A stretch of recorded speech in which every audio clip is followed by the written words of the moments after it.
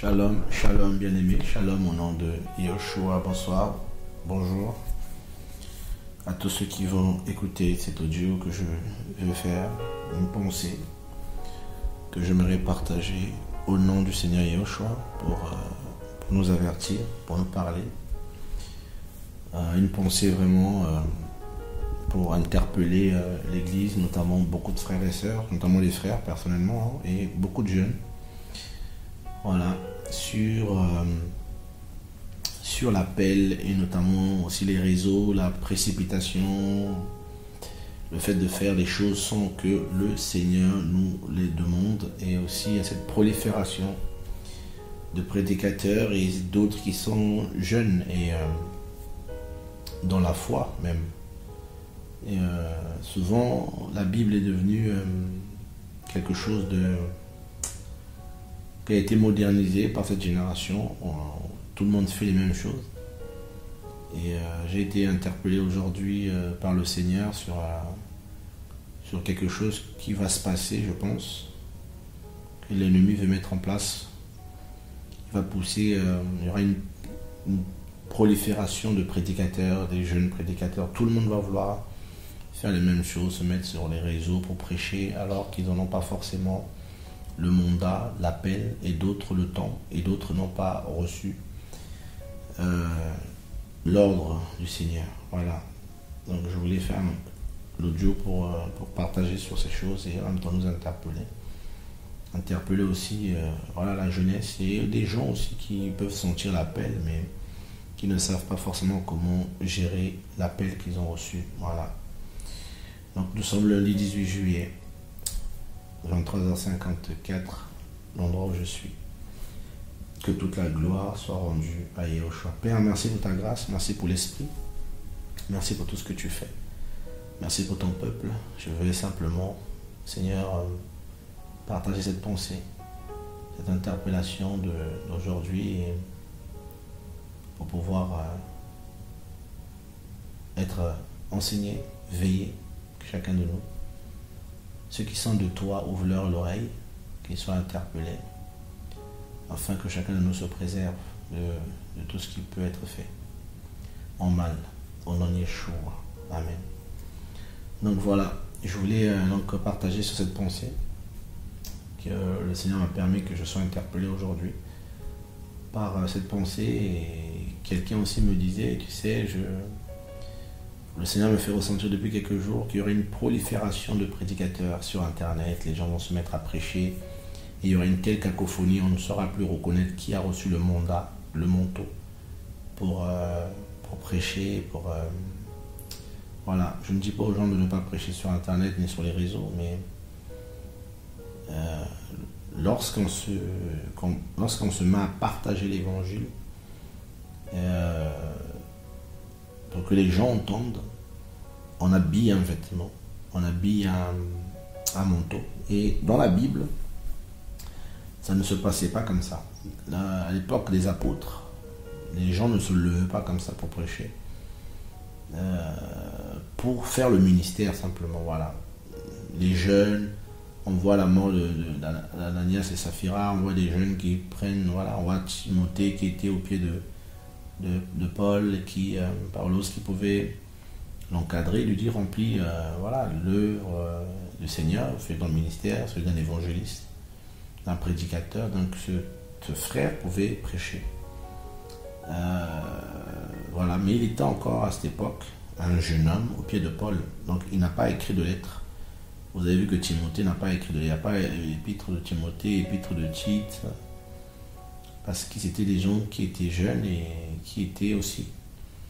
Voilà, Paul était là comme un père. Et je crois aussi, effectivement, que lorsqu'on grandit, parce que le Seigneur appelle qui le veut, lorsqu'on grandit, et puis le Seigneur aussi nous appelle dans l'appel spécifique que nous avons reçu, et on fait ce que le Seigneur nous demande de faire. Et c'est là où je veux venir.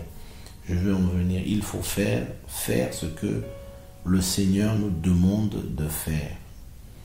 Parce qu'aujourd'hui, on est dans un monde où il y a les réseaux, donc les gens peuvent parler, tout le monde peut parler, et on détruit la sacralité du service. Le Seigneur dit que c'est lui qui a donné dans Ephésiens 4. Il a fait des dons C'est lui qui a fait des dons aux hommes. De quels hommes ici on parle? On parle de l'Église d'abord. Parce que les apôtres ont été donnés, établis dans l'assemblée. Pour le perfectionnement des saints. Donc, c'est nous, ces hommes, à qui Elohim a fait don des 5 services, 5 ministères, pour être enseignés. Et dans notre génération, il y a beaucoup d'ignorance par rapport au service, parce qu'il y a une facilité aujourd'hui de dire à quelqu'un, tiens, prêche. Il y a une facilité de dire à quelqu'un, tiens, tu peux exhorter. Ah, tiens, tu peux enseigner, parce que nous sommes dans un temps où on peut avoir de la connaissance, on peut être informé rapidement et facilement. Et je me rappelle, il y a quelques années, quand j'étais encore très jeune, on faisait les choses parce que, voilà, on voyait faire. On voyait faire et on faisait. Et j'ai comptabilisé que beaucoup des jeunes qui étaient avant nous, qui étaient un peu plus âgés, légèrement plus âgés, beaucoup sont plus là. Parce qu'ils sont allés plus vite que la musique. Comme une fois moi-même, comme une fois le Seigneur m'a chauffé les oreilles. Et quand j'ai eu peur de faire l'œuvre et je ne voulais plus faire l'œuvre, et c'est là que l'Esprit a commencé à me dire, voici ce que tu vas faire. Fais telle chose, fais telle chose. Et donc, les jeunes qui voient les aînés, les pères dans la foi exercer, souvent, naturellement, vont copier ces aînés-là. Ils vont vouloir faire comme eux. Parce que le service, des fois, ça ne s'apprend pas, ça se copie, beaucoup copient. Et parce qu'il n'y a pas la maturité, voilà, simplement, il n'y a pas la maturité. Et quand vient le temps de la maturité, l'Esprit dit, séparez-moi. Vous voyez, dans Acte 13, Paul, Niger, et beaucoup, et ils étaient là, ils servaient le Seigneur dans l'église d'Antioche. Et un jour, le Saint-Esprit dit, séparez-moi maintenant, Paul et Barnabas, pour l'œuvre à laquelle je les ai appelés. Donc là, il y avait le temps de l'appel. Ils sont rentrés dedans. Or, nous, parfois, enfin beaucoup, malheureusement dans notre génération, et rentre, il n'y a plus ce temps-là, où le Seigneur sépare. Il y a vraiment la facilité de faire. Et vous avez des gens qui sont très jeunes d'âge, qui ne sont pas mariés, et qui peuvent se... À l'époque des aînés, des Paul, ça ne se passe pas comme ça. Ou des convertis, des jeunes convertis, des jeunes hommes qui sont encore tout beaux, tout frêles, voilà, commencent à donner des enseignements. Même moi, ça fait quand même beaucoup d'années, un tout petit peu que je suis dans le Seigneur. Je ne dis pas ça pour m'en glorifier, loin de là. Mais il y a des choses que je n'ose pas toucher.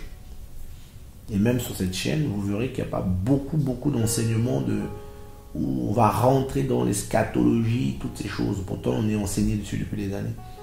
On fait des recherches dessus. Mais je me dis, il faut aller doucement. Il faut aller doucement. Donc, il y a des choses que le Seigneur me dit de prêcher, me met à cœur et je prêche. Mais on évite d'aller toucher certaines choses.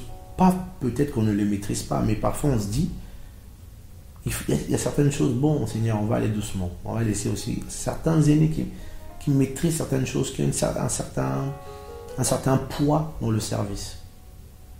Et quand le Seigneur dit, il faut parler de ça, et peut-être là, oui, mais... Donc il y a aussi faut être discipliné en fait. Voilà. Paul pouvait dire à Timothée de remplir son service. Mais il n'y avait pas... C'était pas comme ça. Voilà. Et le danger aujourd'hui, c'est les réseaux sociaux. Tout le monde a une chaîne, va prêcher. Beaucoup de jeunes, beaucoup de personnes s'exposent. Ils n'ont pas cet appel. Ils vont commencer à se mettre sur les réseaux et à prêcher. Et ça va prendre de l'importance. Et d'autres envies vont venir. L'envie d'aller en mission, l'envie de bouger. On va commencer à prendre des décisions. Alors que ce n'est pas forcément cet appel-là qu'ils ont. Ils vont commencer à vouloir mettre des choses en place et à demander à ce que les financements leur soient accordés, tout ça, sans forcément avoir reçu un mandat clair, un appel clair de la part du Seigneur. Et je le dis parce que c'est des choses où voilà, tu le ressens et le Seigneur t'en parle. Et tu le vois aussi. Donc il n'y a pas parfois de mandat clair en fait de la part du Seigneur. Donc il y a un danger qui est là. En fait, et ce que le Seigneur disait, c'est que beaucoup de gens allaient se mettre tu vois, beaucoup de gens se mettent déjà. Chacun, et je disais à certains jeunes, mais tu as créé une chaîne où tu prêches sur Internet, ok. Le Seigneur t'a demandé de le faire, oh non. Tu n'as rien reçu? Il m'a dit, non, non, je l'ai fait comme ça pour prêcher l'évangile. Non. Même pour que l'évangile soit prêché, on peut évangéliser, on peut témoigner, mais se mettre à partager la parole comme ça, l'enseignement comme ça, il faut l'appel, il y a le temps. Le Seigneur dit à Abraham, le père de la foi, va pour toi. Donc il y a 20 ans, il dit va. Et je vais quand même prendre des passages pour que nous puissions comprendre. Dans Jacques, le chapitre 3, le verset 1er, souvent ce passage, beaucoup le connaissent, mais Jacques 1er, Jacob 3, Jacques 3, le verset 1er. Ne soyez pas nombreux, mes frères, à devenir des docteurs ou bien enseignants, sachant que nous recevrons un jugement plus sévère. Il continue parce que ce verset continue. Car nous trébuchons tous en beaucoup de choses. Si quelqu'un ne trébuche pas en parole, c'est un homme parfait. Il peut même tenir en bris de tout son corps. Donc, celui qui enseigne parle. Et si vous voyez la suite, on parle de la langue. On parle de ne pas trébucher. Donc, en parlant, on peut trébucher. Donc, en enseignant, on peut enseigner des choses qu'on ne maîtrise pas, qu'on ne connaît pas. Et on peut dire des choses qu'on n'a pas acquises. Et on peut être jugé sévèrement. On peut trébucher avec la langue. Parce que, regardez bien, il commence par ne pas être docteur. Docteur ici, ce mot grec veut dire simplement didaskalos. Didaskalos, maître, professeur, docteur chargé d'instruire, d'enseigner la parole. Donc, Jacques mettait déjà à son époque les frères et sœurs, les chrétiens, en garde. Qu'il n'y ait pas beaucoup d'enseignants.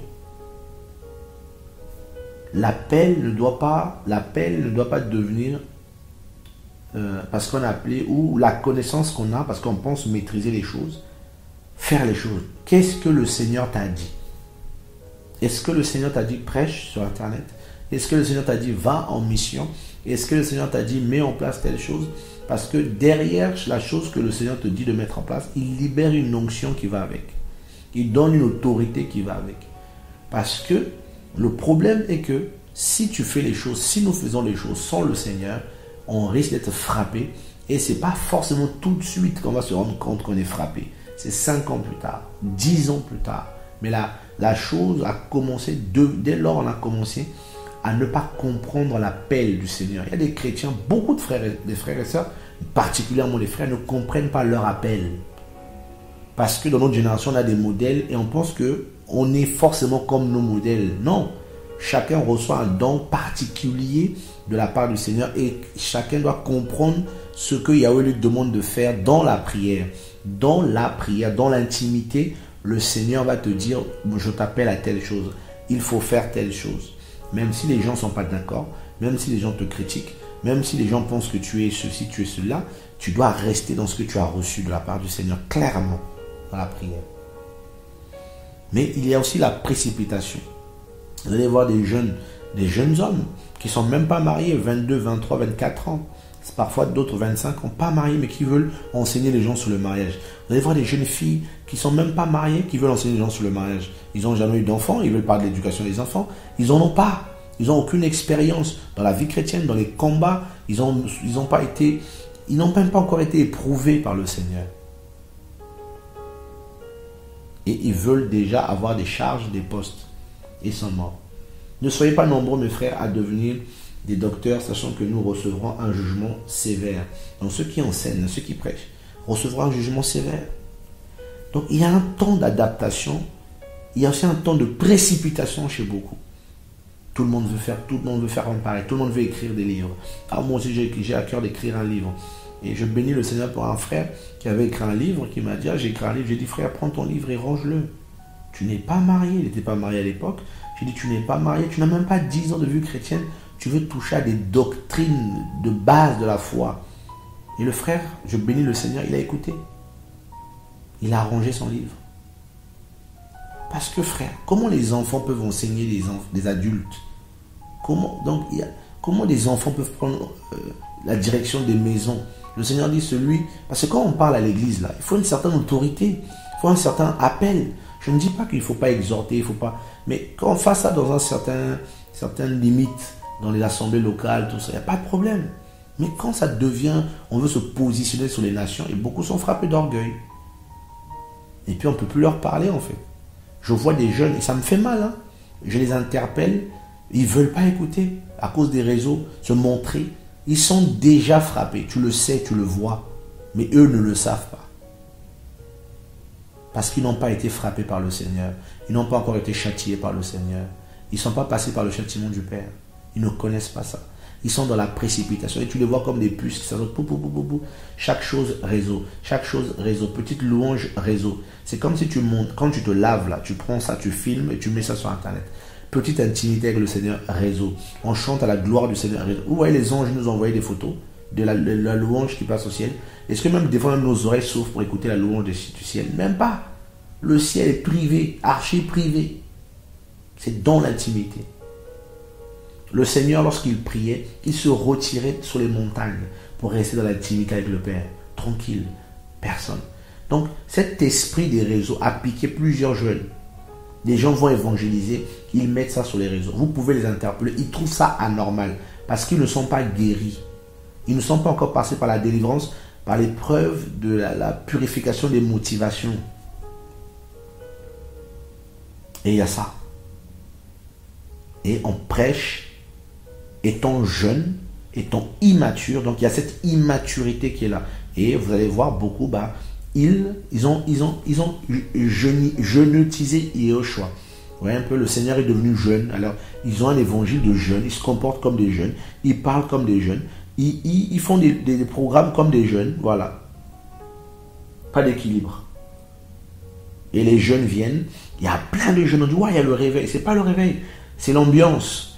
Et il y a cette ambiance de jeunesse. Et puis demain, demander, ils sont où tout ce beau monde-là. Tout le monde est reparti dans le monde. Tout le monde est dans le péché. Beaucoup abandonnent. Et c'est très peu qui s'accrochent au Seigneur. Parce qu'il y a le monde, il y a le mélange. C'est vraiment dommage. C'est vraiment dommage. Parce que beaucoup de gens, ils ne comprennent pas que le Seigneur nous appelle, il nous forme. Le Seigneur a attendu des années avant d'occuper le ministère. Des années. Des années. Il ne s'est pas précipité tout de suite en disant, ah tiens, je vais aller prêcher. Non, pendant 30 ans, quoi qu'il soit fils, il est resté au pied du Père. Ça m'a toujours interpellé, ça. Rester au pied du Père, 30 ans. Pourtant, il aurait pu démontrer tout, mais il est resté au pied du Père, sans se précipiter. Sans se précipiter. Il n'a rien dit. Il ne s'est pas précipité en disant, oh, tiens, je vais prêcher. Et nous, tout est rapide, on veut tout de suite, partager l'évangile, on veut tout de suite aller prêcher, on veut tout de suite faire les choses du Seigneur. On veut s'exposer. Et je sais qu'en parlant comme ça, beaucoup ne seront peut-être pas d'accord, ils vont peut-être être résistants en disant, mais non, qu'est-ce que tu racontes? Mes frères, mais c'est la vérité. Il suffit de prendre la Bible.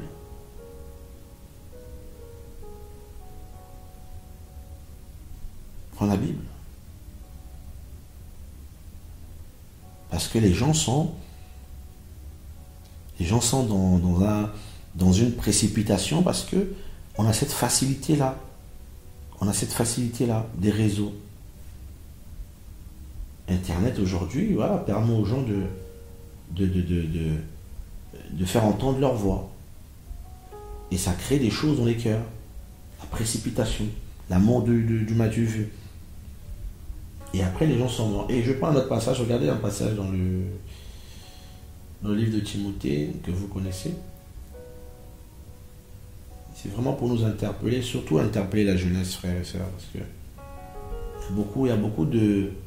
Tout le monde se lève, tout le monde veut faire, tout le monde veut prêcher, tout le monde est docteur, tout le monde est... Voilà, on veut rentrer dans les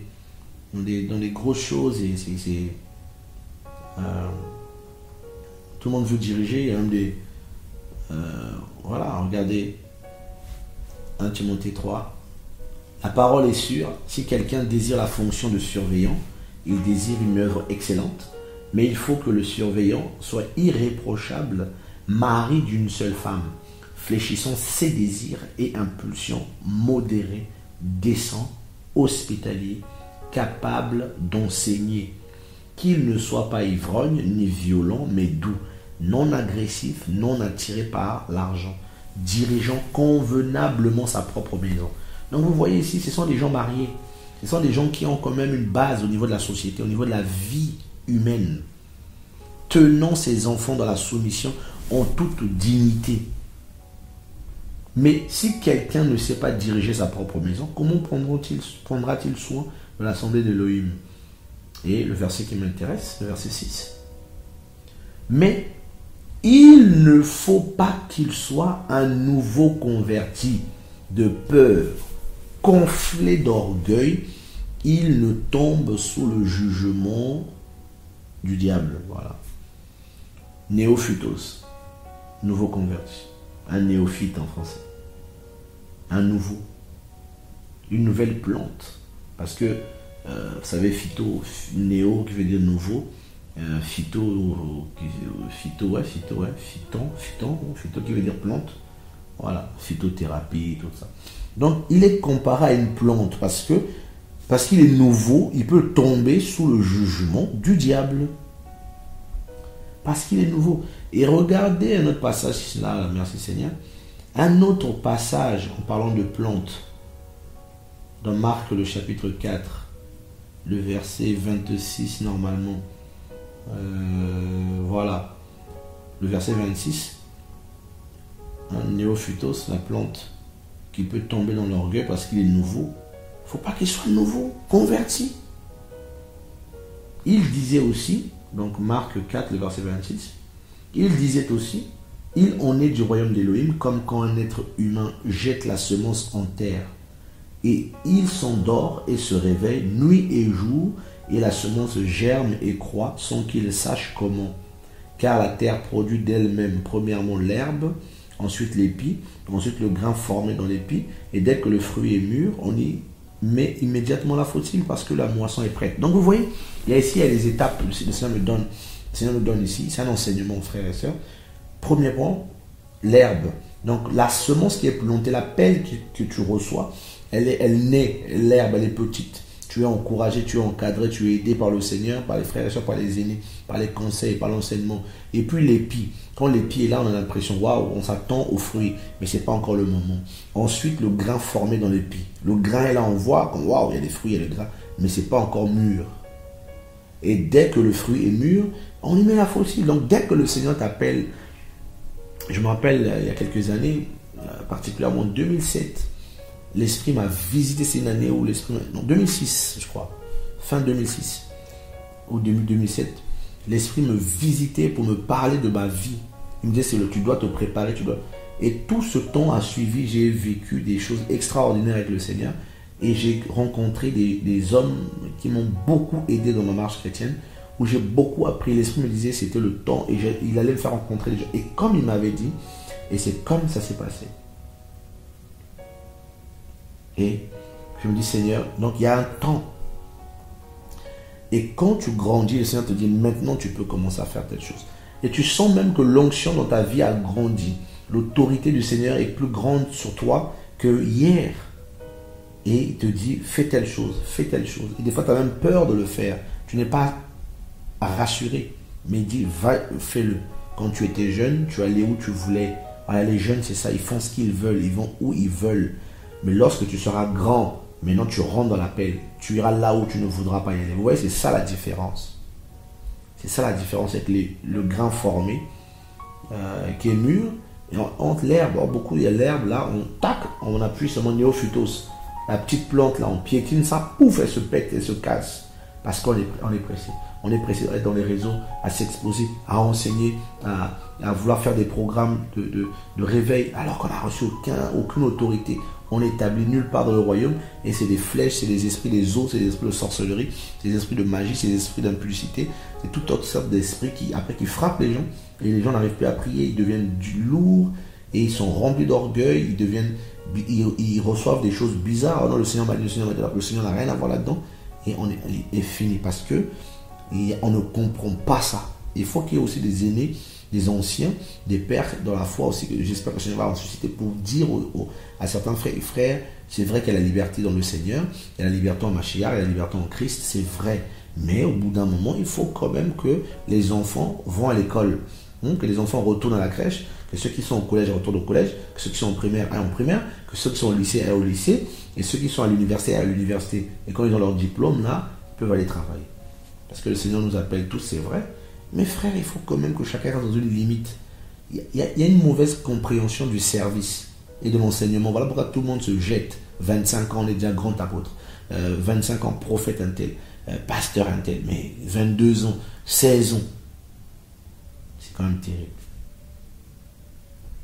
Et les gens meurent. Parce qu'il y a cette précipitation-là. Et on meurt. Et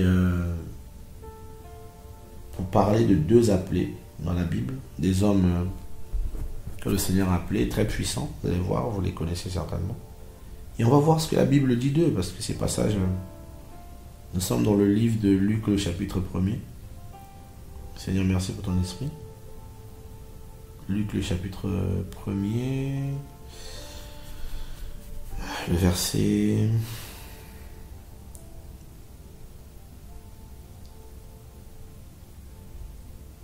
à partir du verset 13, pour comprendre juste l'histoire. Mais l'ange lui dit, Zacharia, n'aie pas peur, car ta supplication a été entendue. Donc Luc 1 à partir du verset 13. Car ta supplication a été entendue, et ta femme Elisheba t'enfantera un fils, et tu l'appelleras du nom de Yohanan. Voilà là, un homme qu'il appelle, donc Jean-Baptiste. Il sera pour toi le sujet d'une grande joie et d'allégresse, et beaucoup se réjouiront de sa naissance, car il sera grand devant le Seigneur, et il ne boira jamais de vin ni de boisson forte, et il sera rempli du Saint-Esprit dès le ventre de sa mère. Quelle puissance! Et il ramènera beaucoup des fils d'Israël au Seigneur leur Elohim. Il ramènera. Car il marchera devant lui avec l'esprit et la puissance d'Élia, pour ramener les cœurs des pères vers les enfants et les rebelles à la sagesse des justes, afin de préparer un peuple bien équipé pour le Seigneur.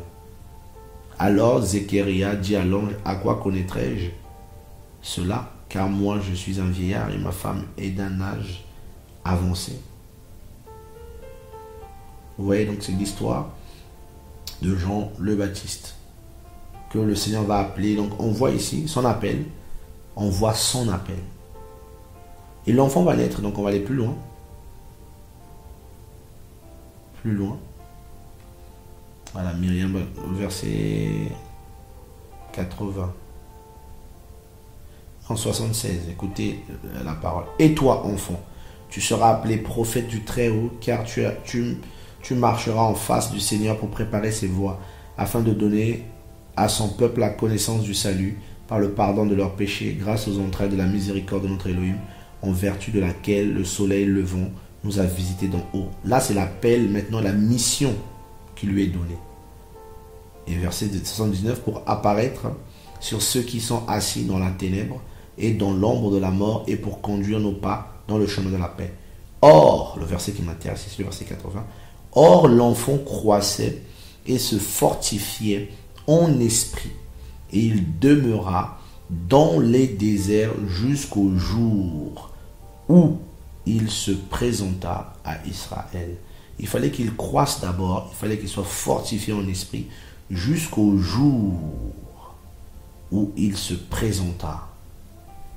Et je pense que leur appel, sa mission concordait à peu près avec, sa prédication concordait à peu près avec la révélation de Yahushua envers Israël aussi, parce que vers 30 ans, à 30 ans du moins, le Seigneur commence son service terrestre et Jean est en train de prêcher. il a croissé dans les déserts en esprit et jusqu'au jour. Donc il y avait un temps, malgré qu'il ait reçu l'appel, et le Seigneur Yahushua lui-même, parce que dans le même passage, dans le chapitre 2, la même chose va arriver au Seigneur dans le verset 40.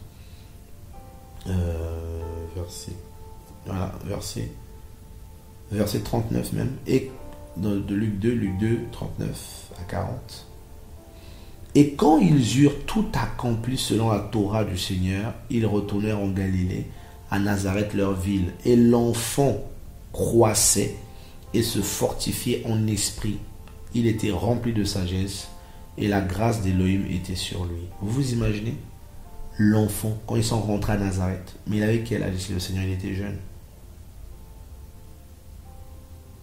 Parce que dans le verset 42, il est écrit, lorsqu'il eut 12 ans, ils montèrent à Jérusalem selon la coutume de la fête. 12 ans. Donc il croissait en esprit depuis longtemps. Mais il commence quand? À 30 ans. Ça doit nous enseigner. Donc tu peux avoir la connaissance, tu peux avoir les dons. Le Seigneur peut te parler, mais ça ne veut pas dire qu'il faut commencer. Il faut s'exposer. Mais avoir le temps. Donc, ce que Satan veut faire dans notre génération, c'est de faire proliférer des ministères immatures, des chrétiens immatures. Et il y aura une telle cacophonie parce qu'on ne sait plus qui. Il n'y a pas de montant. On ne sait plus reconnaître qui sont ceux qui sont appelés par le Seigneur et ceux qui sont dans la précipitation, qui sont dans l'ambition, qui sont dans l'envie de se faire connaître, envie d'avoir une chaîne YouTube où il y a des followers. Et souvent, c'est ça qui tue les gens. Quand on a des suivants, des followers qui, voilà, quand on dépasse les 2, les 3 000, les 4 000, on a l'impression que c'est le Seigneur est avec moi parce que les gens viennent. Les gens se. Non. Prends-toi, on te met dans un endroit, on te dit maintenant, fais l'œuvre ici, là. Tu vas voir que les followers et l'endroit où tu dois faire l'œuvre, ça n'a rien à voir. Parce que les gens peuvent être partout sur YouTube, peuvent galérer, ils peuvent se connecter. Mais l'œuvre du Seigneur, là, c'est d'abord sur le terrain, sur l'autorité que le Seigneur te donne. Et le don d'enseigner. Alors, pour être équilibré, frères et sœurs, je ne dis pas aux frères et sœurs ou aux chrétiens de ne pas prêcher sur Internet, tout ça. Non, c'est pas ce que je dis. Je dis il faut faire des choses que le Seigneur nous demande à faire. Parce qu'il y en a qui le font par la chair. Il y en a qui ouvrent des chaînes YouTube, des chaînes Facebook, des chaînes Instagram par la chair. Par l'effet de mode et ils meurent. Parce qu'ils sont combattus, ils sont attaqués. Ils reçoivent des flèches d'orgueil. Ils reçoivent des flèches de rébellion, d'endurcissement. Parce qu'ils se mettent dans un temps qui n'est pas le leur. Et il y a la cacophonie. Il faut aussi être quand même mature, être patient, attendre. Il y a des gens qui sont tellement jeunes. Mais tu les vois comme des pasteurs. Parce qu'ils pensent, ils disent, tant qu'on prêche le Seigneur, c'est bon. Il faut faire ce que le Seigneur demande. Parce que sinon, ça sert à quoi? De s'exposer aujourd'hui, de courir et puis se casser la jambe demain, on n'est plus là. On perd la grâce, on meurt et on est foudroyé et puis fini. Et demain, on parlera de toi dans le passé. Voilà, nous tous, moi le premier, on doit faire attention. On doit veiller à ce que le Seigneur soit toujours notre modèle, notre motivation numéro 1. Voilà, notre motivation, c'est pas être des grands prédicateurs. Notre motivation, c'est que le Seigneur soit glorifié en nous d'abord. Voilà, dans nos vies. Que le Seigneur soit glorifié et qu'on puisse faire sa volonté. Donc faire vraiment attention à l'amour du ministère, à la précipitation et à l'effet de faire n'importe quoi. Voilà. Qu'est-ce que le Seigneur t'a dit? Change pas de mission. Si tu dois évangéliser, évangélise. Si tu es appelé à enseigner, enseigne. Si tu es appelé à exhorter, exhorte. Si tu es appelé à être dans la libéralité, emploie-toi la libéralité. Si tu es appelé à la guérison, emploie-toi à prier pour les malades. Si c'est pour le service des saints, emploie-toi à tout ce que chacun s'attache à ce qu'il a été appelé à faire. Et voilà. Et veillons vraiment, frères et sœurs. Vous allez peut-être me dire, oui, mes frères, mais toi-même, toi aussi, tu prêches aussi sur les réseaux. Je pense que l'enseignement, si vous avez bien compris, vous donnera certainement la réponse à cette question-là. Voilà. Paix et grâce et que le Seigneur nous garde. Veillons au nom de Yeshua. Toute la gloire soit au Seigneur Yeshua, notre Maître. Amen.